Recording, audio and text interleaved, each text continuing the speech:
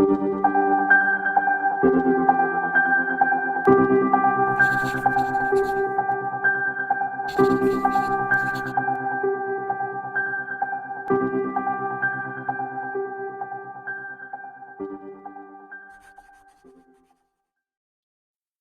today we're going to be talking about being called or called. So let's just pray before we do. Father, we just thank you again for who you are. You're so good. Father, thank you for all the things that you're doing in people's lives and the awesome testimonies that we keep hearing of your favour. And it's because you called. You called people and people respond. And when that happens, mercy and goodness follows them. Father, I pray that as we go through your word today, that you would minister to each and every one of us, that you would help us understand. Father, that we may be like the two disciples that were walking on the road to Emmaus, that their eyes were opened to the scriptures. Father, that's my prayer, is that our eyes would be open. Thank you, Yahweh, that you have called each and every one of us. Amen. Yeah, so we're going to be talking about being called or called out or called ones. There's many various ways of saying it. This is a subject that is close and dear to me because being called or Yahweh calling out is more than just a voice. It's so much deeper as what we'll understand and see. So one of the references to being called is Leviticus 1:1. And it says, now Yahweh called to Moses, or Moshe, and spoke to him from the Tabernacle of meeting, saying. So in this verse we obviously see the word called. And what I just want to clarify is the book of Leviticus isn't the book of Leviticus.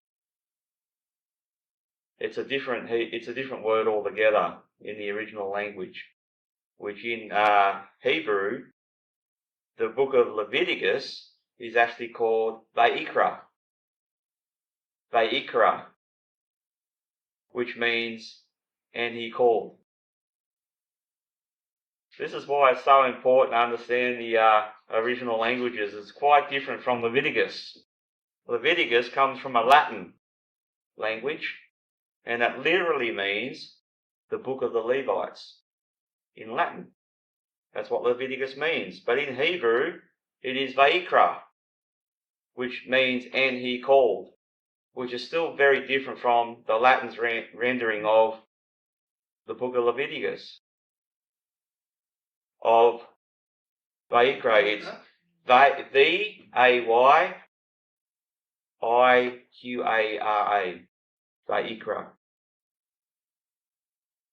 Now Vayikra, I'll spell it out again, it's V-A-Y-I-Q-A-R-A. The last part of that word, kara, is the word for called. So the first letter, which is the V-A-Y, that means and the E sound means he, so it's a third person, he, and then you got the last word, part of the word, which is kara. That's why it's called and he called, because in that one word, Vayikra is actually three English words. And that's how Hebrew works. So the actual word for called is kara, but you add the and the third person masculine, and it's the E, so it's Vayikra, and he called. So the book of Leviticus is actually called, and he called. Because with most books, the first 5 books of the scriptures, which is Genesis, Exodus, Leviticus, Numbers, and Deuteronomy, they're all named after a portion in the very first couple of verses. So here we have Leviticus 1:1, and what's it say? Now the Lord called, and he called. So that's why it's called Vayikra. You'll find that also with your Torah portions. When you look on your calendar, every Torah portion on the weekend has a name, It's normally named after the same way of reading the first verse or two of that particular Torah portion. It's named after a word. So Yahweh called Moshe. So we're talking about being called or calling. Yahweh called Moshe. Yahweh knew Moses. In this context, this goes beyond just calling out to someone. So it's not like, yes, Yahweh did call to Moses from the tabernacle, but it's so much more than that. This reveals a relationship. So I know when I was growing up, and my mother called me from outside, she wanted me for a reason. It's why? Because she had a relationship with me. I was her son. She wasn't calling out just for the sake of calling out. It was normally because I did something naughty. So there was, we had a relationship. She called me by name, and this is the same as Yahweh with Moses. He called him because he had a relationship. Obviously, Moses responded because of that relationship. As we know, Yahweh desires to have a relationship with his people. Yahweh called Moses into the tabernacle. I'll read this verse out again. Now the Lord called to Moses and spoke to him from the tabernacle of meeting. So Yahweh called him into the tabernacle. So what does the tabernacle represent? Remembering Yahweh called to Moses from the tabernacle. It represents many things. For example, this is where the sacrifices were done. This is where atonement is made. This is where people draw near to Yahweh by ministering to him and serving him through their offerings. So we see this whole concept of relationship going on here. So they minister to him with their offerings. We have talked a lot in the past about the connection of the sacrifices to the act of drawing near to Yahweh. The sacrifices is so much more than just, killing animals and slitting throats and pouring out blood here and sprinkling it there and throwing it on the altar, and it's so much more than that. It's all about drawing near to Yahweh.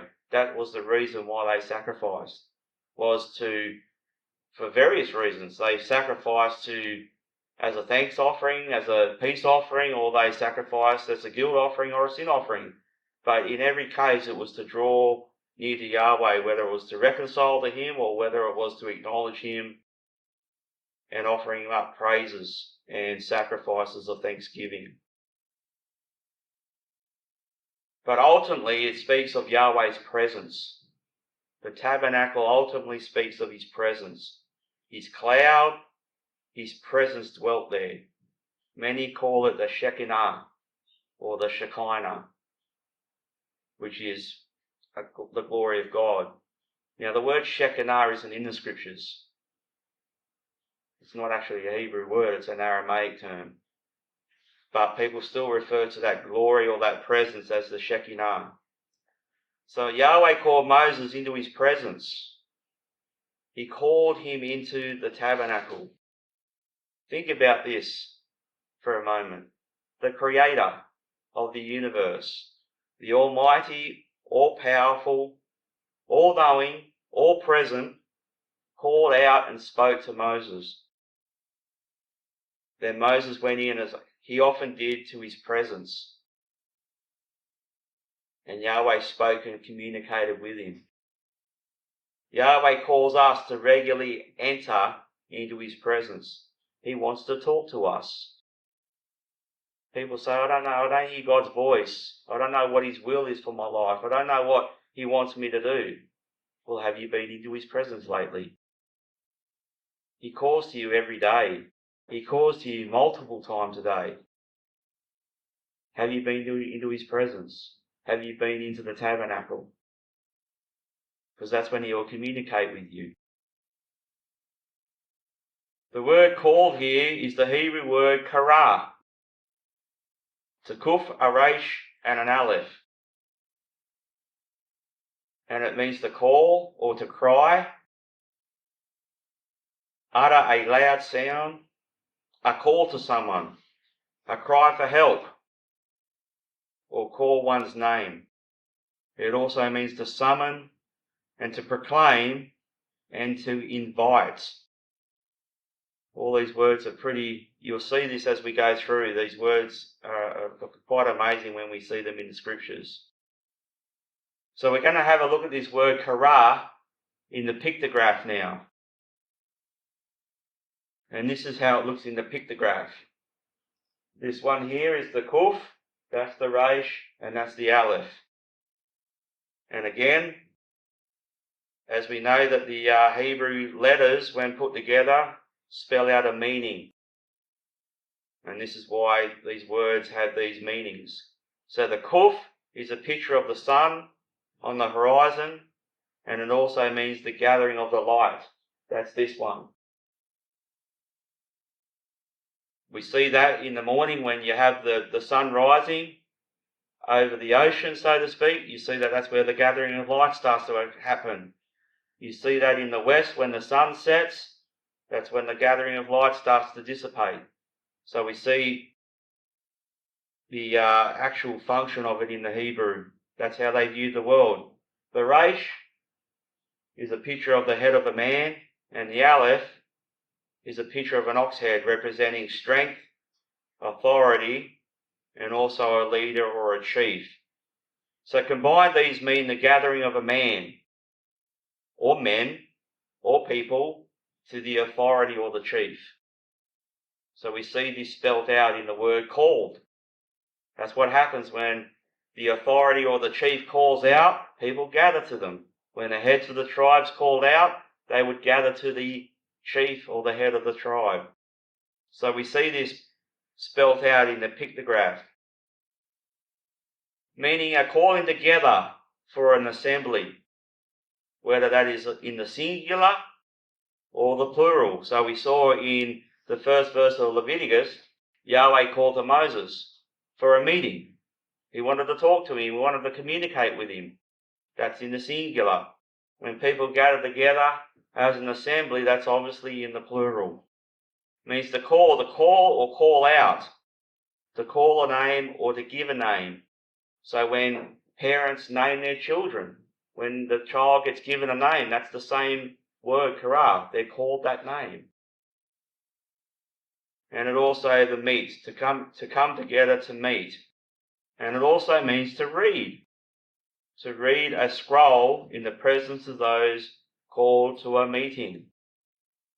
My mind immediately goes to when Yeshua was in the synagogue teaching, and he read from the scroll of Isaiah, and he was reading to all those that were in the presence of hearing.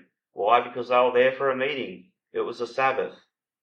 So he was reading in the presence of those that were at that meeting. A derivative of the root kara is mikra, which is just simply adding the letter mem to the front of the root. You remember a few slides ago we went to the root kara, or we just add the mem on the front, and this is the word mikra. And this word means a calling together to meet, which in our Bibles are connected to the feast. Translated, mikra is translated as a holy convocation. This is when we're supposed to meet together, which are Sabbaths, the weekly and annual feast. Why? Because these are the times Yahweh, remember the chief, the head, the big guy, calls to his people to assemble and gather together for his appointed times, as he is the authority and the leader. In gaining an understanding of the meaning of this Hebrew word, one sees that there is so much more than just reading that Yahweh called Moses and said. We see the all about relationship and the deeper meaning of being called at that particular time and place. So we are created, called, and chosen. Yahweh created us, then he called us, and then he chose us. A Greek word for call is kaleo, and it also means to call by name, be called by someone, also the name of a place, for example, a mountain or a city. It is very similar to the Hebrew word Kara. And let's have some examples of this. In Matthew 1:21, she will give birth to a son, and you are to name him Yeshua, which means Adonai saves, because he will save his people from their sins. So I'd just like to make a slight correction here. This is the complete Jewish Bible, which doesn't like to use Yahweh. Adonai here is Yahweh, because Yahweh means something else in Hebrew. Yes, it can mean Yahweh. Adonai can mean Yahweh, but in a lot of contexts it doesn't mean Yahweh. A lot of times it means master, as a owner of a house or a husband. So it has that connotation about it. So I just wanted to clear that up in this verse. It actually says Yahweh. It doesn't say Adonai. So she will give birth to a son, and you are to name him Yeshua, or call him Yeshua, Kaleo, because he will save his people from their sins. In Romans 8:30, moreover, whom he predestined, these he also called. Whom he called, these he also justified. And whom he justified, these he also glorified. So we see this word call, being called.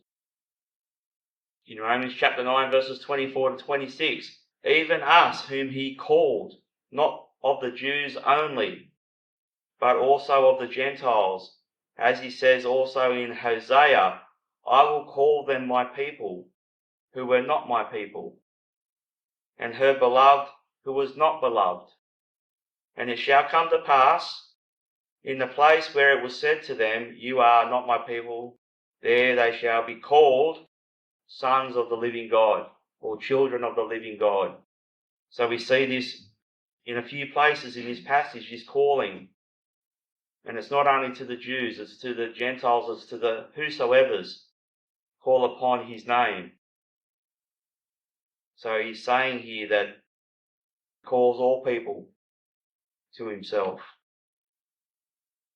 1 Peter 2-9, but you are a chosen generation, a royal priesthood, a holy nation, his own special people, that you may proclaim the praises of him who called you out of darkness into his marvelous light. So we see this calling action going on, because it's not just to be saved, it's because he wants relationship. He wants you to be his people. In Matthew 22, 1-10, pretty significant passage in the term of what's to come. And it says, and Yeshua answered and spoke to them again by parables. So this is a parable.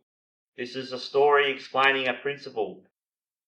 And said, the kingdom of heaven is like a certain king who arranged a marriage for his son and sent out his servants to call those who were invited to the wedding. And they were not willing to come. Again he sent out other servants, saying, tell those who are invited, remember one of the words for call was invited as well. Tell those who are invited, see, I have prepared my dinner, my oxen and fatted cattle are killed, and all things are ready. Come to the wedding. But they made light of it and went their ways, one to his own farm, another to his business. And the rest seized his servants, treated them spitefully, and killed them. But when the king heard about it, he was furious, and he sent out his armies, destroyed those murderers, and burned up their city. Then he said to the servants, the wedding is ready, but those who were invited were not worthy. Therefore go into the highways, and as many as you find, invite to the wedding. So those servants went out into the highways and gathered together all whom they found, both bad and good, and the wedding hall was filled with guests. So we see this calling going out again to the whosoevers, not to one particular group of people. Another verse that talks about this calling. Then he said to me, write, blessed are those who are called to the marriage supper of the Lamb. We just read about that parable. And he said to me, these are the true sayings of God. So blessed are those who are called. Blessed are those who are called by the voice of Yahweh. Another Greek word is kalitos, which also means to be called and invited. In Matthew 22:14, many of us have heard this many times. For many are called, kletos, but few are chosen. Or some believe that should be rendered as few choose. In Leviticus 23 verse 2, it says, Speak to the children of Israel and say to them, The feast of Yahweh which you shall proclaim to be holy convocations, these are my feast. This is where that mikra is. In the Hebrew, that's mikra, holy convocations. But we're talking about a Greek word here, kletos. In this verse, kletos in the Septuagint is rendered mikra, which is convocation, or call an assembly, a gathering together. In Romans 8:28, all things work together for good to those who love God, to those who are called according to his purpose. 1 Corinthians 1:24-28, but to those who are called, both Jews and Greeks, Messiah, the power of God and the wisdom of God, because the foolishness of God is wiser than men, and the weakness of God is stronger than men. For you see your calling, brethren, that not many wise according to the flesh, not many mighty, and not many noble are called. But God has chosen the foolish things of the world to put to shame the wise. And God has chosen the weak things of the world to put to shame the things which are mighty. So there's going to come a time where people like us will put to shame those that are mighty. That's what it says. That's what it talks about. The base things of the world and the things which are despised, God has chosen, and the things which are not, to bring to nothing the things that are. Revelation 17:14. These will make war with the Lamb. Specifically talking about Yeshua, because who's Yeshua? He's the Lamb. We just celebrated the Passover Lamb. These will make war with the Lamb, or Yeshua, and the Lamb will overcome them. For he is Lord of lords and King of kings, and those who are with him are called, chosen, and faithful.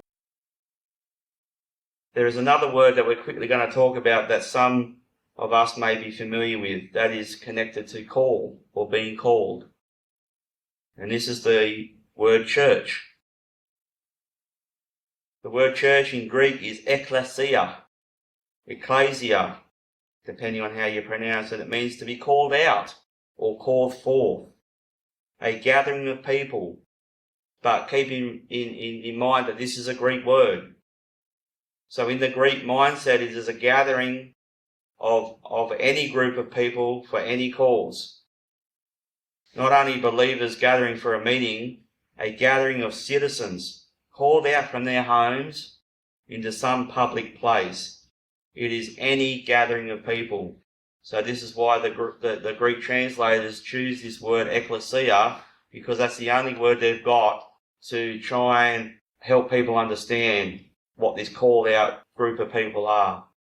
But in the Greek world, a called out group of people could be any group of people.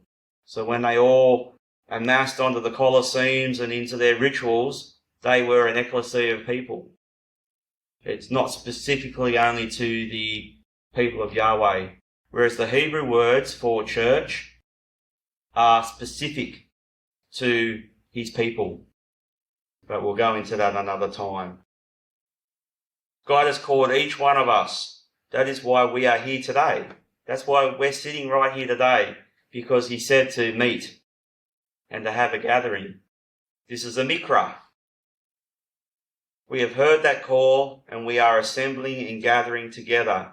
We're having a holy convocation. Why? Because number one, it is an appointed time, the seventh day of unleavened bread, and it's also a Sabbath. It just happens to fall on a Sabbath day this year. So we're here because it's an appointed time, whether that's for the Sabbath or for the feast. Just like the annual feast, where they were also commanded and called to assemble together. But this is where I want to really drive this home. Yahweh has a plan and a purpose for each and every one of you. He's called you. He has a plan and a purpose for every one of you. He has called you for a reason. So Yahweh just doesn't call you for the sake of calling you. Like I would think when I was a child, Mum's just calling me for the sake of calling me. She doesn't really want me. I want to stay out here and play.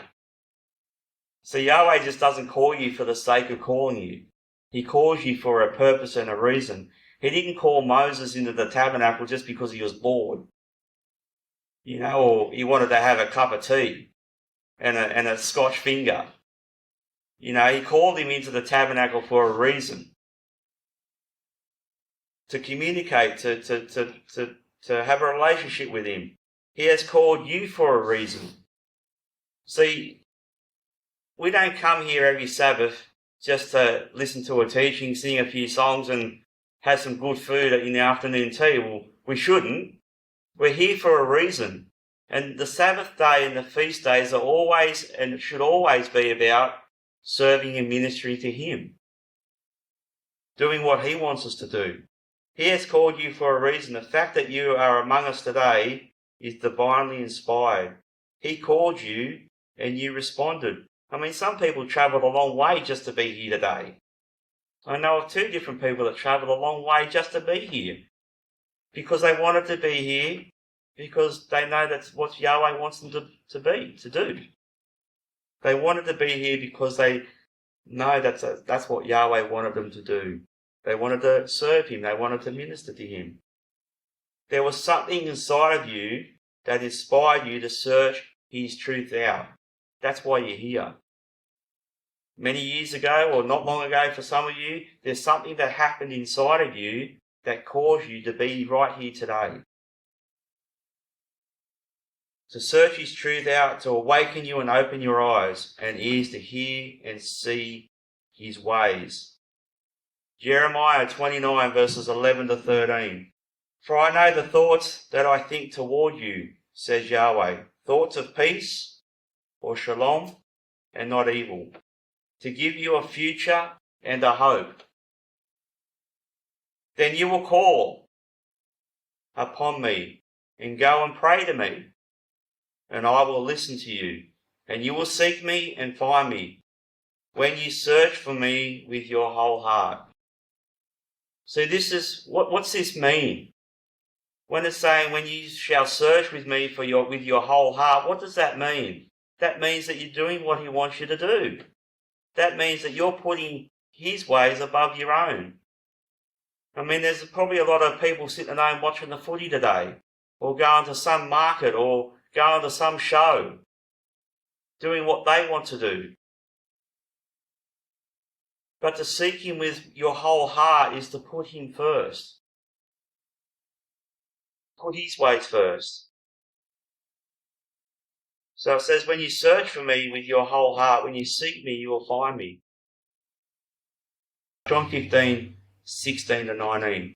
You did not choose me, but I chose you, and appointed you that you should go and bear fruit, and that your fruit should remain, that whatever you ask the Father in my name, he may give you. This is very similar to what we just read out in Jeremiah. These things I command you, that you love one another. If the world hates you, you know that it hated me before it hated you. If you were of the world would love its own. Yet because you are not of the world, but I chose you out of the world, therefore the world hates you. I'll just be quite frank, that when you choose to follow Yahweh and put him first, you're not going to be popular. You're going to have family, you're going to have friends, you're going to have bosses, you're going to have work associates that are going to despise you because you've chosen to follow Yah. You're going to have family and people that are close to you that want you to do something, and then you say, no, I can't, today's the Sabbath. No, I can't eat that because I eat this way. No, I can't go to that place because I don't agree with what it stands for. It's not easy. It's not easy to walk this walk and live in this world. We just read it.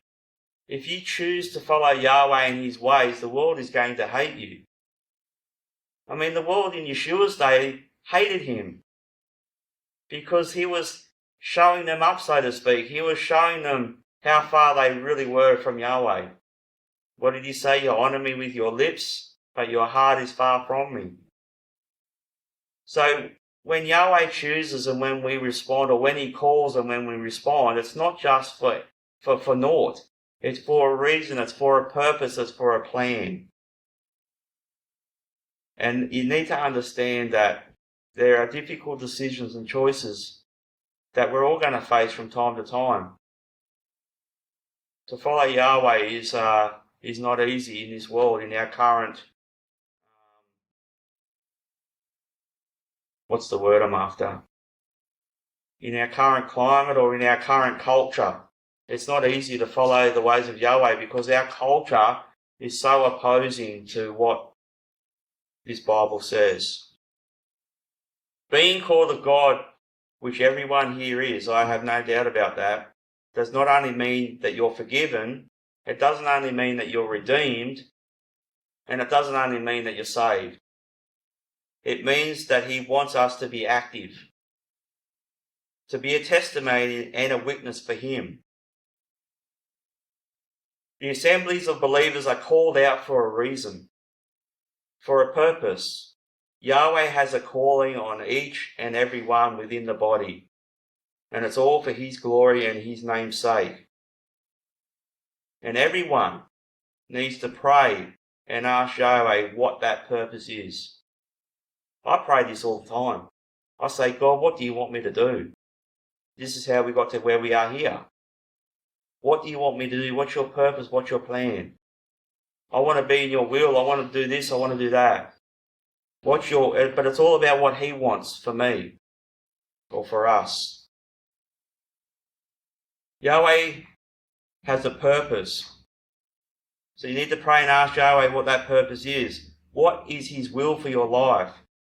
For you were called for such a time. You were called for this time and for a reason. You were born in this 21st century for a reason. It wasn't just, you just didn't spin the wheel and you fell on the 21st century. You know, you're here for a reason and for this and for a purpose. Yahweh has gifts that he supplies to each one that asks. This is all done within the body, the fellowship of believers, to encourage, edify and support those in the believers. See, working and operating in a gift doesn't mean you go out on your own and you're doing your own thing. It's for the edification of the body. It's not for you. It's for somebody else. When you have a gift that Yahweh, and everyone here has a gift, when Yahweh puts on your life, it's not for you. It's not for a ministry. It's for the edification and building up of the saints. So every one of you have a gift and a purpose and a calling. Also, we are called to be a testimony for him in the world we live in. We are called to be different. This is what this is all talking about in John that we just read out. We're called to be different. We're called to be set apart. We live in the world, but we're not to be of it. To help and show others that Yahweh has a plan and purpose for them also. See, one of my jobs or responsibilities, if you like, is to help you to find out what your gift and what your calling and what your purpose is. That's what I'm supposed to try and help you understand and find out what that is. Yahweh has a gift and a calling for each and every one of you. James 4:8, draw near to God and he will draw near to you. This just has Moshe written all over it. Every time he drew near to Yahweh, every time he responded to Yahweh and went into that presence, wow, things happened. It's the same for you. If you set that time aside, if you draw near to Yahweh and put him first, he promises he will draw near to you. When Yahweh calls and we respond, he draws near to us. He calls in many ways, but mainly as a people and as a group, he calls by keeping his Sabbaths and his feast. That calling is in the gathering together. But also on a personal level, when you pray and read the word, when you decide to enter into his presence, he speaks to you and guides you. And when you do this, and when you continually lay your plans and your desires before him, I should say, he will speak to you. He will speak to you through his word. He will speak to you by his Holy Spirit. But it will only happen as you go into his presence, as you read his word, as you pray. He will speak to you. And this responding to his call is an ongoing process. So Moses just didn't go into Leviticus 1:1. There was many times Moses went into his presence. This responding to his call is an ongoing process. It's continual. Going into his presence happens more than just once. Responding to his call is more than just being born again or saved. It's a continual, ongoing process to respond to his call.